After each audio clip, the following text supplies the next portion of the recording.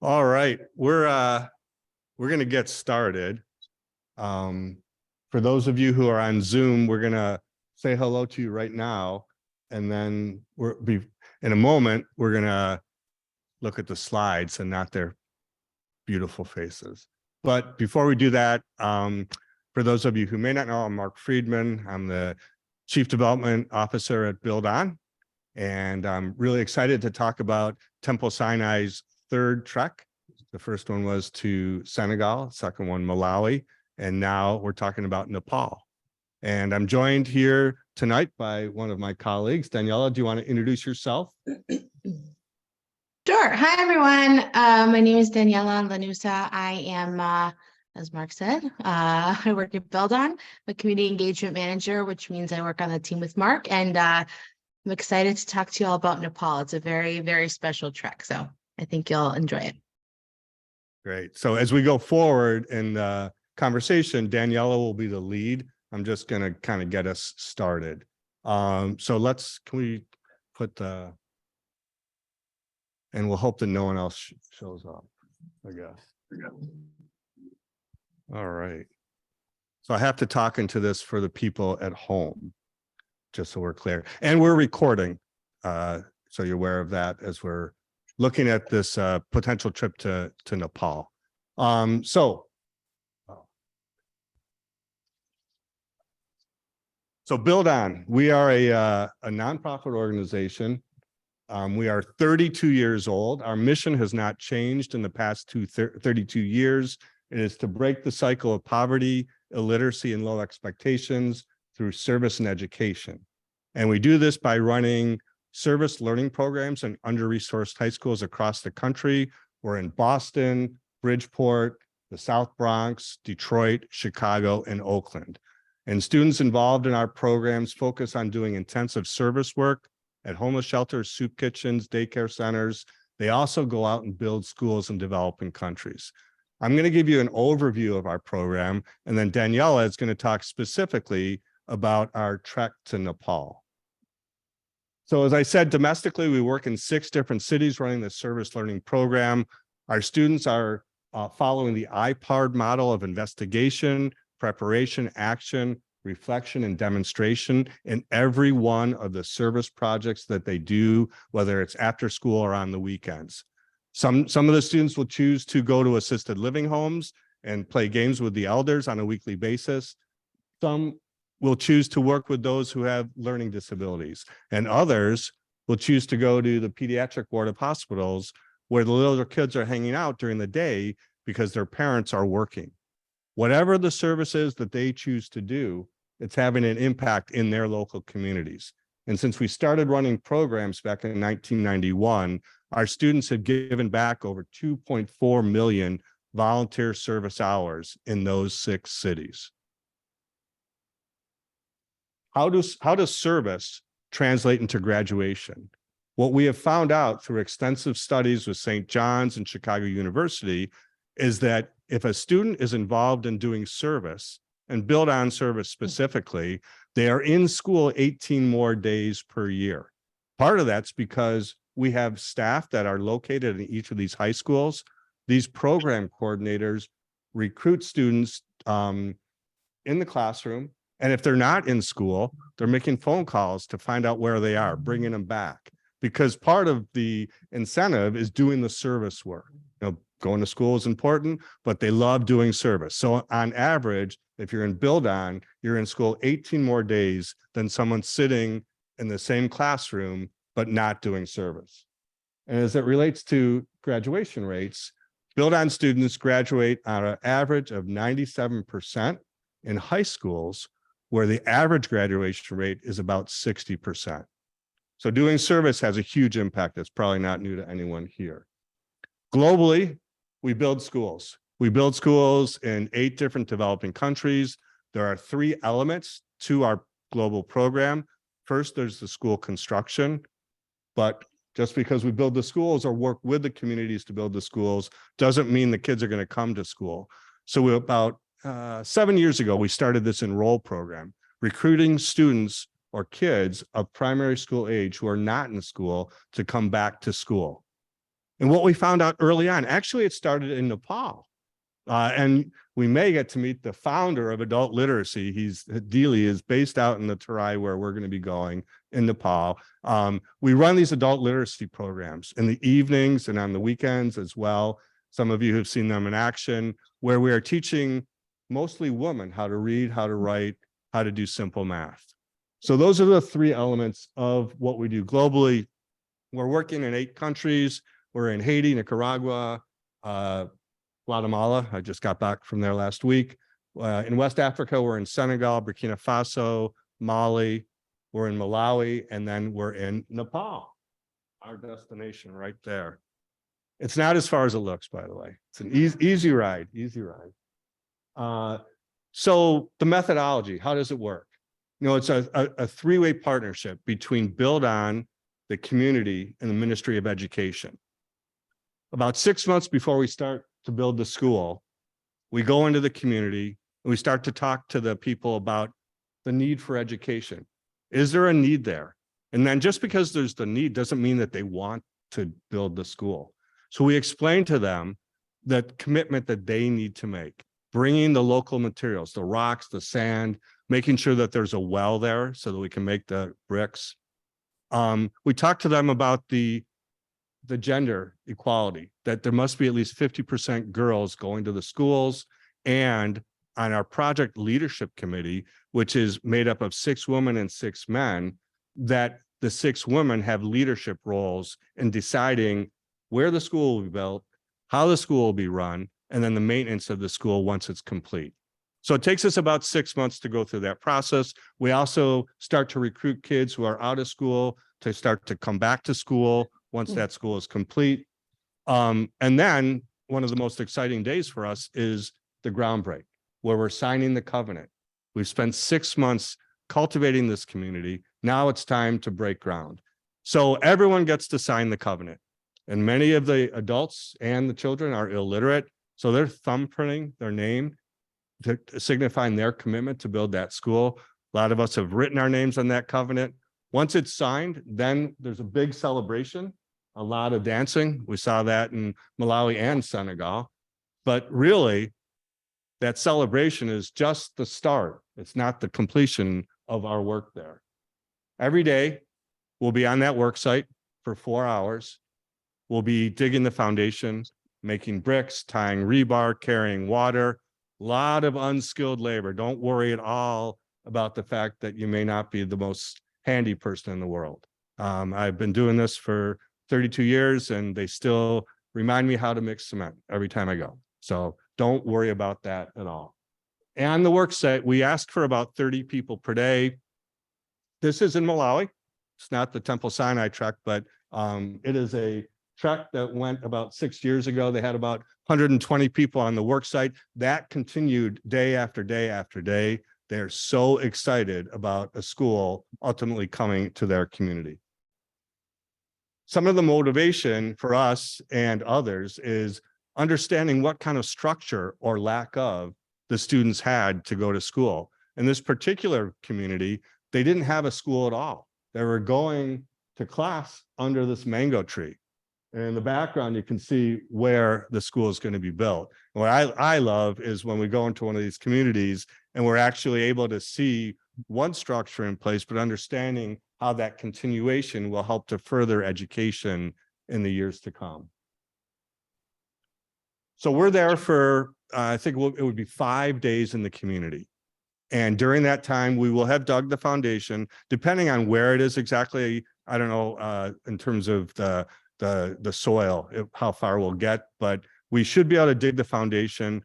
We'll make some of the bricks. In Malawi, it goes a lot quicker. It's about 6 weeks to build a school. So they were actually able to start the walls. Once we're done with our trek, the community continues this process without us. Matter of fact, they could do it without us, but we like to go and help them and build community in our own way. So since we started back in 1991, we have built over 2,300 schools. And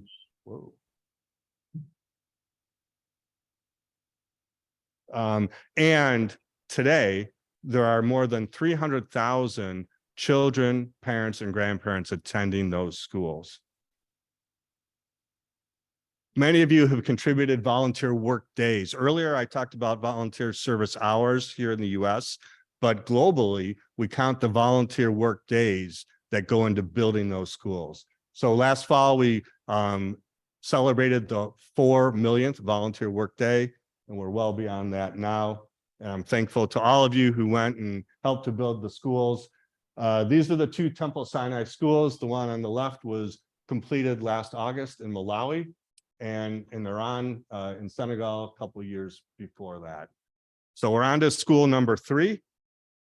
And before we do that, I wanted to just take a moment and explain a little bit about Build On's strategy for sustainability. We're a $24 million organization, 32 years old.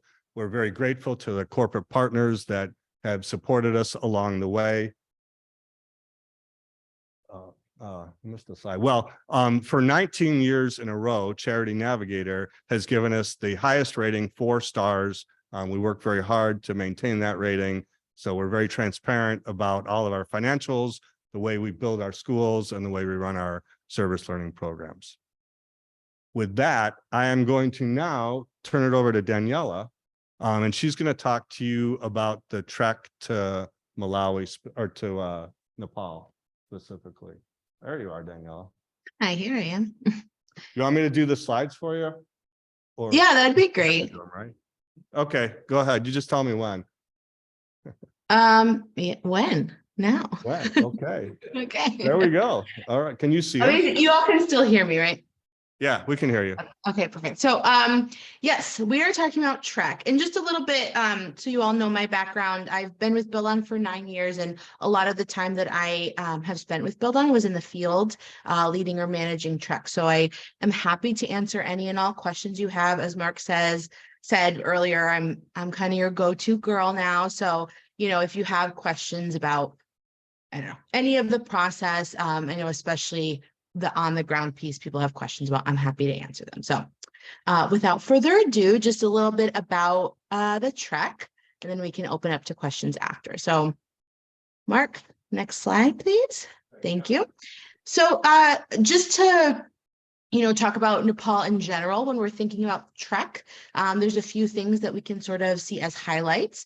One is their season that they that we actually go on trek is most of the year, but not all the year. We have a couple of potential trek option dates for you all, but just so that you know, we do pause during our late spring, summer there, because there's a monsoon season there, and obviously we don't want anyone traveling during that. So just to note that. The weather there kind of follows our weather pattern. You know, during the winter months, you expect it to be cold, and during the summer, it can get very hot. So sort of similar to New England weather. In terms of the work site, you know, Mark touched a little bit about what it is that we do on the work site. Expect to be working very hard. I'll show you a couple pictures after. It's something we pride ourselves on. You know, we're in there working just as much as the community members, and they'll probably have to show us a little bit about how to use the tools and stuff, but it's a really cool experience to feel like you really contributed to the school, and that some of the jobs include digging, tying rebar, carrying water for the mixing of the concrete, all that sort of stuff. And then cultural activities are a really cool part of the experience as well. So mostly in the morning time, there will be a work site, you know, shift. And then in the afternoon, there will be a time for cultural activities. And that can include yoga, pottery making, learning about, you know, how they harvest rice, farming. Also an opportunity to get to know the community on a more personal level and do sort of some question and answer sessions. A lot of times communities are just as curious or more about us when we show up, you know, than we even are of them, which is really fun. And then the other piece that I think really makes Trek, our school building trip is not just about the school, even though that is the main focus, it's also about building community. And the host family experience is a way that we do that. So 2 to 3 folks will stay typically in each home, and the host families are there to, you know, bring you in, treat you with love, and really, help you to feel a part of the community itself. You'll see on the side there where our impact areas are. So they're all the way over to the west, where we are going to, well, you all, I won't be there with you, but I'll be there in spirit. We'll travel into is Kathmandu. So you'll see there's a bit of a distance. And on the next slide, we'll talk about how the travel works. So day one, and I actually can't really see that too well. So I'm going to bring up the slides on my computer so I can follow along. So on day one, you all will arrive in Nepal. The capital is Kathmandu, and that's where we encourage everyone to fly into. You can arrive anytime that day, and our staff will pick you up. There will be an orientation, and you'll stay that first night in the capital in Kathmandu. The following day, as I mentioned, there's quite a bit of distance from Kathmandu over to our impact areas. So that means there is a flight, a domestic flight that happens that second day, mainly either to the Dungadi airport or the Nepal-Gunj airport. And obviously, as we get closer, we'll, work out all those details and make sure you all know where you're going, and we'll get the tickets and everything. That second day, you'll have language lessons.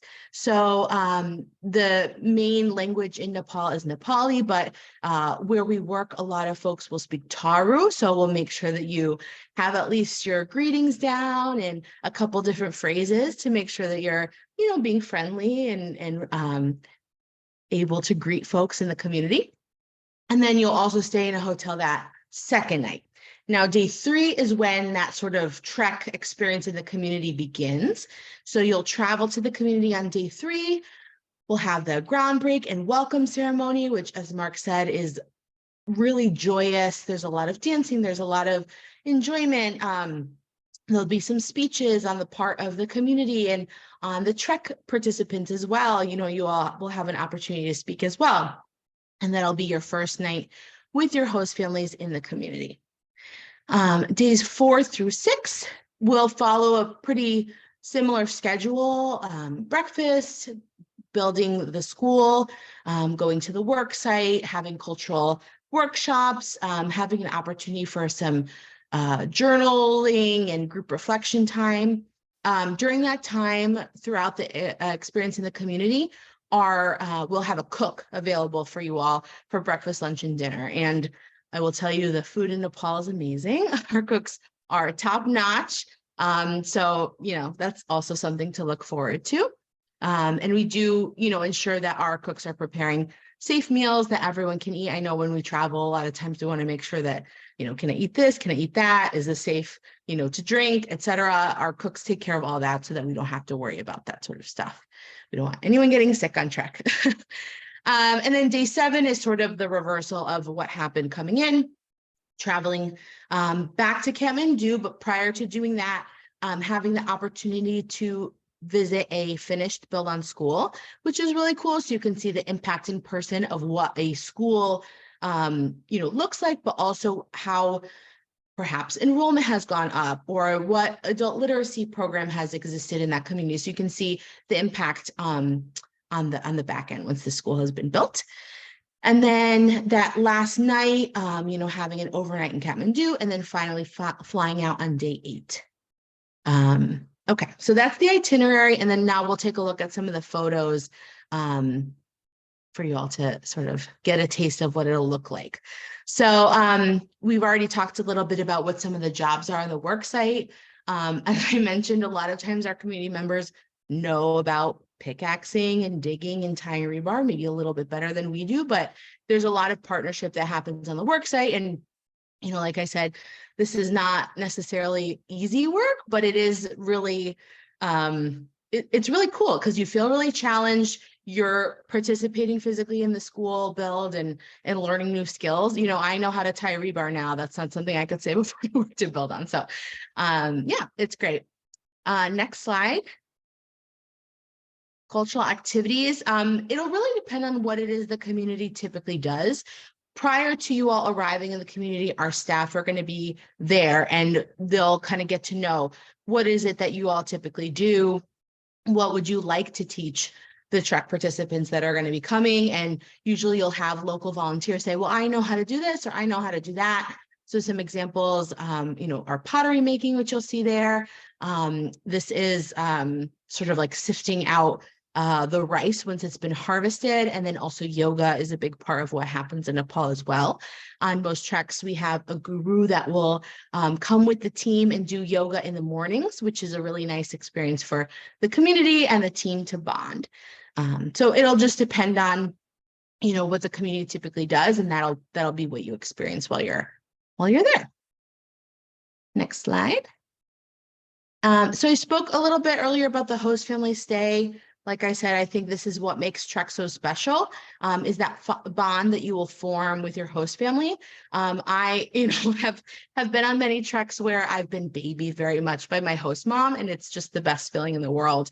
Host families, they volunteer, right? This is something that a lot of times they might be a little bit nervous to do because they've never had, folks from outside of the country or outside of the community, let alone outside the country, stay with them. So sometimes there's a little bit of, questions like, well, what do they eat and what do they like? And, well, should I wake up with them when they go to the bathroom in the middle of the night? And sometimes they do, but they really just want to take care of you and love on you and be with you. And, they are together for such an amazing experience that there's a lot of bonding that will happen. And sometimes the first night, I won't lie, it's a little bit awkward because you don't know how to speak their language. They don't know how to speak yours. But by the end, I promise you, everybody who stays with the host family will be very emotional leaving because it's a really beautiful experience.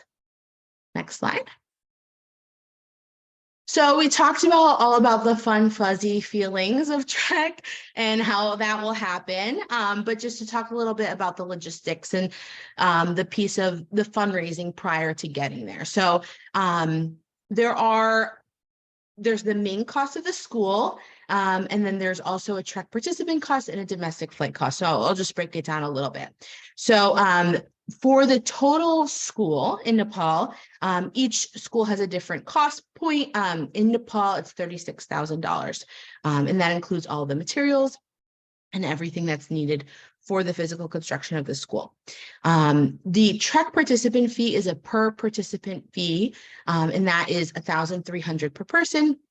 That includes, all of our staff that are going to be with you on the ground, your transport, your translation, your food, your hotel. And that's everything basically from when you arrive to when you leave.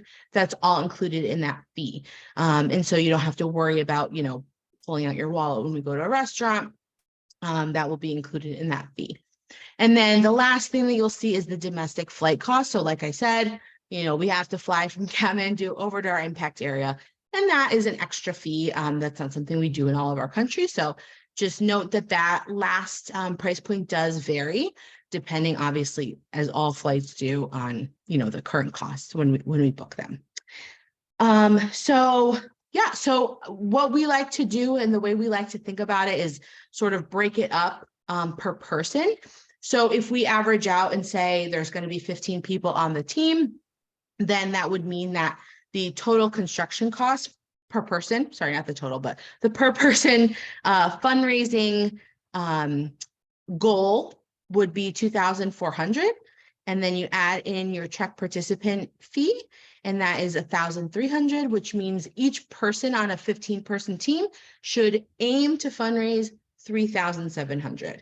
So obviously that'll depend on how many people end up actually going, if you all do group fundraisers, but that's just sort of something to keep in mind. And then you want to add on the domestic flight, which would equal around $4,000.75. So just want to put that out there in terms of the breakdown of cost. But how do we get to that point? How do we fundraise all of that? So you can do the next slide. And we do that through our online platform, which is a really easy thing to set up. Essentially, a team leader will set up a team page, and then all of you can go on and sign on and create your own individual page. And all of the fundraising will sort of funnel up and you'll be able to see the total on the team page. So this is actually my colleague's, one of her pages from when she used to fundraise for Build On prior to working with us. And so you'll see that that's her individual page. It says Morgan Dickerson there, and she had fundraised 1,781, but the team total was higher than that, and they had a higher goal. I can't see it because I'm a little far away from the screen, but essentially all of you will be looking to fundraise about 4,000, and it'll equal out to the total that you need as a team. Next slide. So here are your next steps. We just gave you a lot of information, and we want to make sure that you kind of know what's coming up next. So the first step is to begin fundraising. A team leader can set up your fundraising page through Build On, through that platform that I showed you. And then once that's created, other team members can join. The next step after that is to set your dates. Once the team reaches the first initial goal of $10,000, that's when we can actually set your dates. The options that we have currently available, you'll see on the screen, February 17th, February 24th, and March 2nd. Those are just some winter options that we have. Obviously we need to get to the $10,000 mark first before we can, get those set officially on the calendar. But if there's, a particular set of dates that you all have your eye on, I can, just keep my eye on the calendar and let you know if someone else is vying for them if I hear anything. Once we do have the dates set, then we sort of think backwards. So 4 months prior to the actual trek occurring is when the remainder of your construction fees are due. And that's that $36,000 total that I had mentioned. So whatever the remaining amount is that's due is due 4 months before the trek. And then the rest of the participant fees and the domestic flight costs will be due 90 days out. So 3 months before. So that's all the sort of fundraising piece. And then once we get to the point where we've all fundraised and everything's all set, then we start the trek preparation process. So you will be introduced to the trek preparation team that will support you with a lot of questions that are very common to have around packing, health, safety, security, culture, all of that sort of stuff. There's a few forms that you'll have to fill out on the Build On end. You'll need a doctor's signature on a medical form. You'll need to fill out some other paperwork and make sure we have your passport, etc. That all happens around the 3-month mark. And then as it gets closer to your trek, you'll have an introduction to your trek lead, who will be the person with you in country from the beginning to the end. They're sort of your guide throughout the whole experience, and they make sure that you, if you have any questions, they're answered. If you need anything, they're there to help. So they'll be introduced to you prior to the trek, and you'll have an information session with them. Make sure that, they're giving you all the sort of on the ground details. Cool. Next slide. So that's my information. If you want to write it down, but I can also drop it in the chat as well for those who can't see the screen so well. And please feel free to contact me at any time. Like I said, I'm happy to answer questions now, or if anything comes up later as well. Next slide.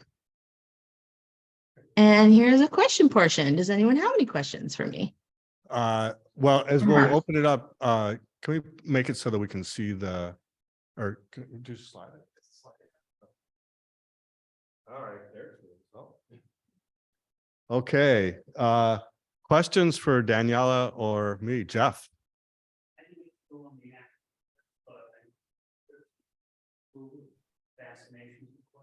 Right. Daniela, do you want to speak to the vaccinations? I'm sorry, I didn't hear the full question. The question was, what types of vaccinations do we need for Nepal? And Great question. Yeah, go ahead. Yeah, so that's something that, as we get closer, your trek preparation team will also work with you. There's ones that we recommend, and then there's ones that are advised by the CDC. So typical things that we ask folks to get for a trek are typhoid, either there's a pill or a shot. And then, depending on what your doctor recommends, like Hep A, Hep B. There's also a malaria prophylaxis that we recommend. So you would take it from before you go on trek, through the trek, and then a little bit after as well. But like I said, a lot of it is also up to your doctor. So what we recommend as it gets closer to the trek is going to visit a travel doctor. You'll have the region where you're going to be traveling, the time frame, and then they'll advise you, you should get this or you should get that, depending on your medical history too. And if you're curious, you can just go to the CDC website now and it'll tell you like the absolute maximum that you need, not if you want to know it now, or we can send the trek guide. Yeah. Yeah. Good. Other questions? Wendy? Correct. Yeah. Yeah. Easy flight through Doha. I think it's like 14 hours.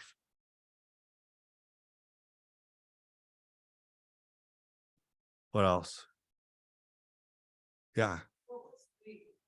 Look quite a bit of a distance from Kathmandu to the sites. What type of travel time is that? And in what way? It's a 1 hour flight from Kathmandu to Dungadi or Nepal, depending on where we're building the school. It's probably maybe the best flight you ever get on. If you sit on the right side of the airplane, your view the entire hour is of the Himalayas. It's just magnificent. So whoever gets the right side going, will switch for coming home. But it's beautiful. And it's a jet, it's a regional jet. Yeah. Just so you know, Mark, I can't hear the question. So if there's anything you want me to Okay. All right. Sorry. Yeah. No, that's okay. What's the elevation of where we're going?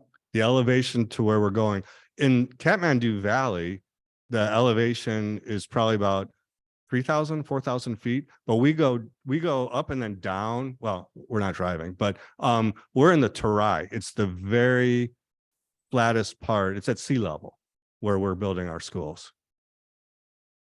So no elevation issues at all. And the weather's going to be perfect in February. It's like 50 degrees at night, 70, 80 during the day. It's the best time. February is the best time. February or November, I think, are the best times to go. I agree with that. Yeah.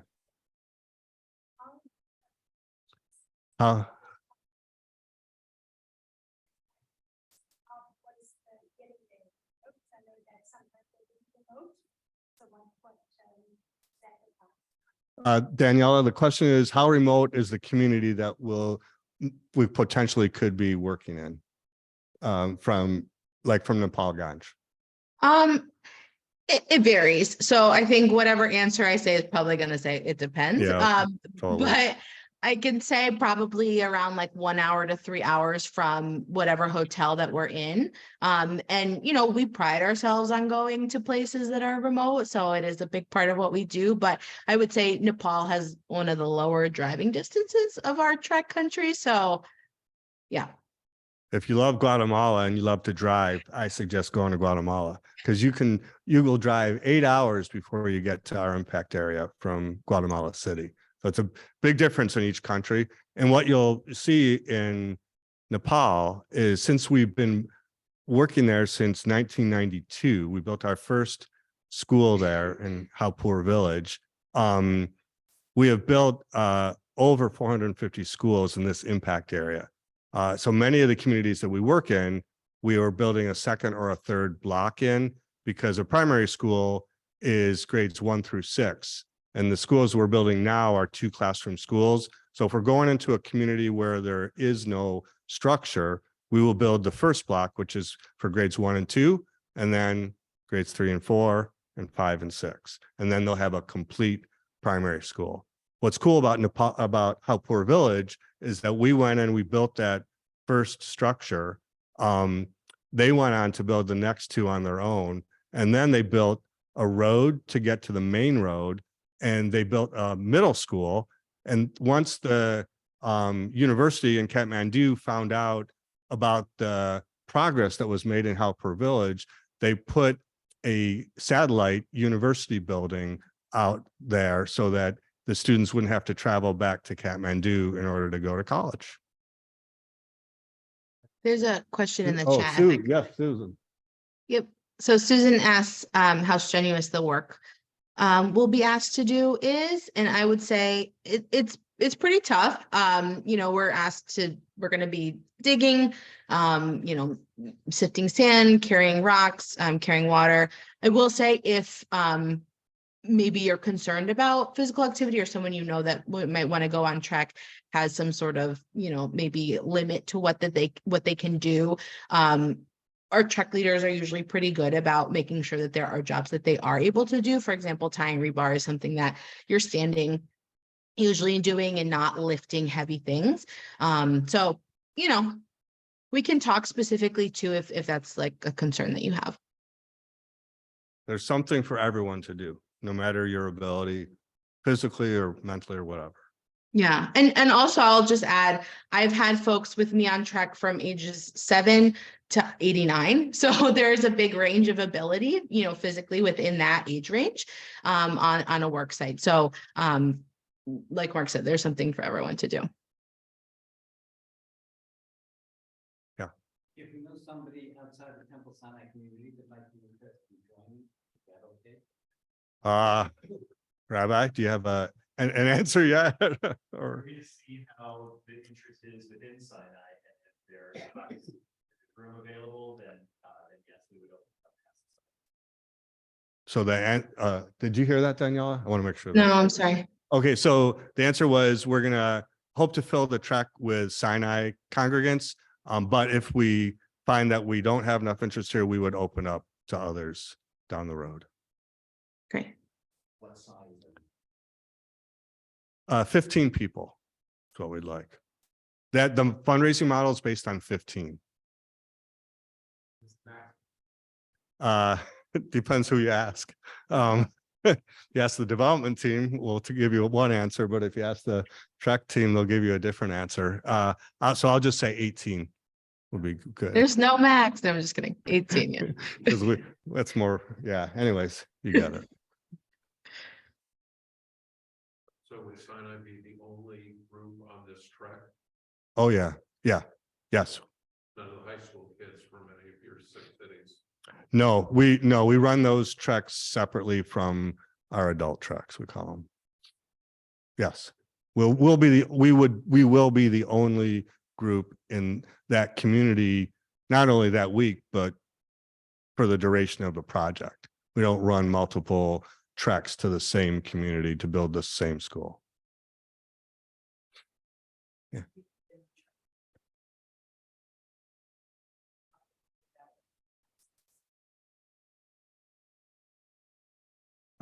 The question is, what is the housing like in Nepal? Do you want to take it or you want me to do it? Yeah, I can take it. Yeah. I showed a picture in one of the slides too, if you wanted to go back to it, but it kind of depends on the community and I would say the family that you're with even.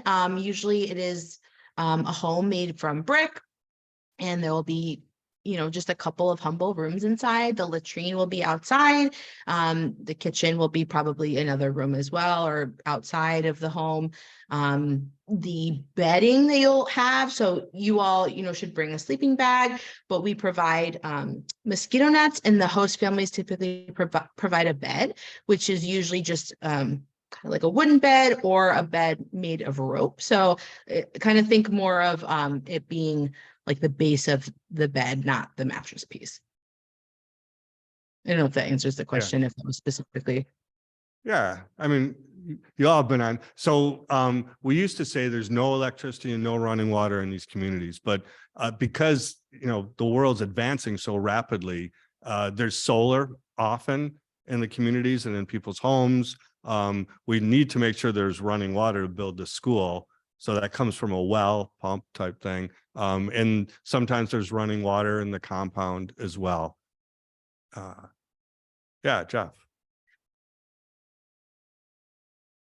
No, we bring in our own bottled water to cook and for your drinking. And we're really strict about consuming lots of water and per hour, 1 liter per hour on the work site. We want to make sure no one gets dehydrated. Danielle didn't talk about this, I don't think, but on the trip, the trek leader is trained as a wilderness first aid responder. So extensive first aid, medical, and then we have a evacuation insurance provider, international SOS. So should anything happen, we have communication instantly with their team of doctors, and they're really good.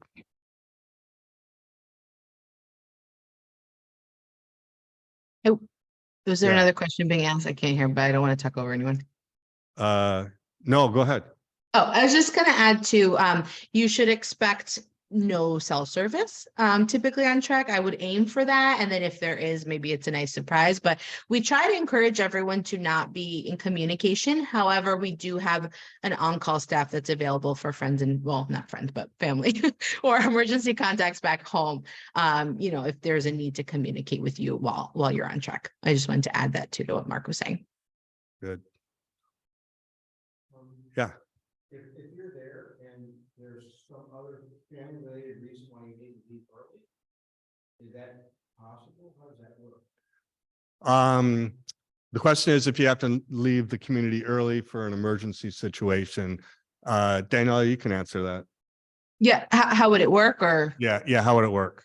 Yeah, so one of the great things about our truck is we always have an emergency vehicle and an emergency car driver with us. So in the case of an emergency, we're ready literally at any hour. We, of course, hope that doesn't happen, but just in case there is, we, as Mark said, have our medical and evacuation contact, ISOS, who we can reach at any hour. They have emergency on-call folks ready for us. So we get in communication with them, make sure that there's a plan. They help us figure out if there's a need to, go to a hospital or clinic, or even to go back to Kathmandu, or even, God forbid, heading back home, or, wherever the emergency takes us. They'll help us with all the logistics and make plans. And our on-call back at Build On will also help us, to arrange all of that. So we're always ready for an emergency, even though we're hoping for, that there isn't one. Yeah. So the local community you fly into, are there flights every day in and out of that community? Well, yeah. Not every day.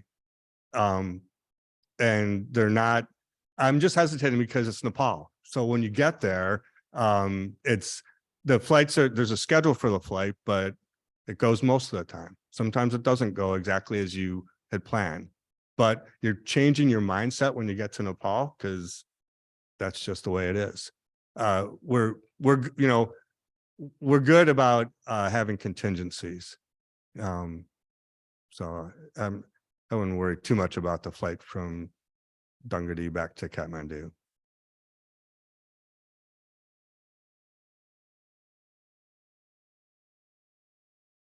Yes. So I'm wondering about the process moving forward.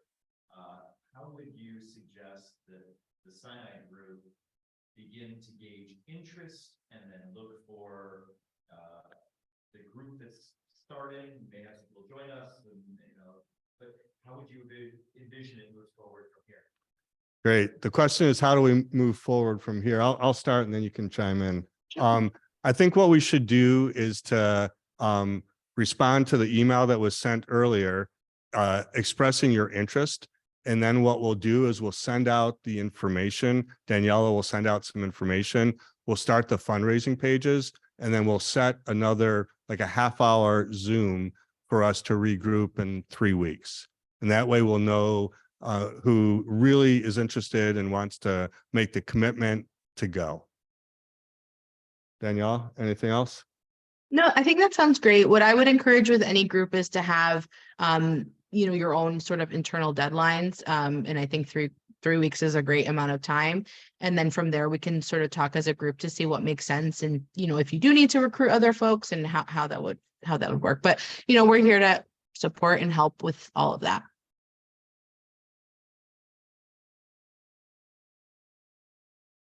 What else? These are really good questions. Yeah. Yeah. So what we'll want to do is to get the, the interest level. Hopefully it's really high, so that we can start the process moving forward, because Daniela has a whole email with a lot of information that we're ready to send, but we just want to make sure that we've got a group that's excited about going. All right. Well, and anything from Susan or Lisa? You all good? Good. Okay.